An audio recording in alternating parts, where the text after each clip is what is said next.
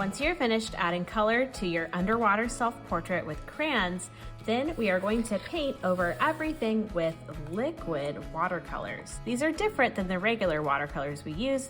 They are very liquidy, so we're going to want to be very careful with them while we're using them. You're going to be able to paint over your drawing easily and still see all of your color and outlining through the paint. So make sure you take off the lids very carefully and put them somewhere safe. We don't want to throw them away. We're going to need them later when we clean up. You will have green and blue because sometimes you see kind of a turquoise color underwater. You should definitely use blue, but you might want to add a little bit of green as well. So I am just going to start with painting right over my drawing.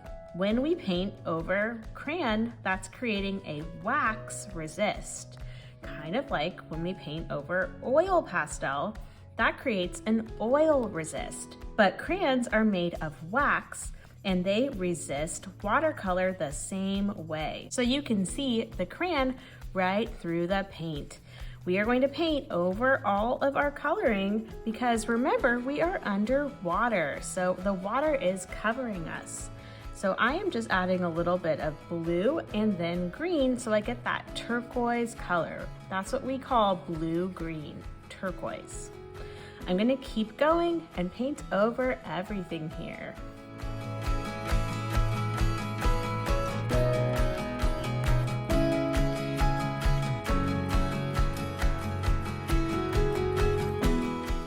When you're all done, make sure you put the lids back on your liquid watercolor cups. Then you can take your water cup to the sink and you can bring your painting with your messy mat underneath to the drying rack. Remember, these are liquid watercolors and they're going to be a lot more watery and make your paper a little more wet than usual. So you're going to want to make sure it's on your messy mat and you carefully bring it to the drying rack. I hope you had fun creating your underwater self-portrait. I can't wait to see how it turns out.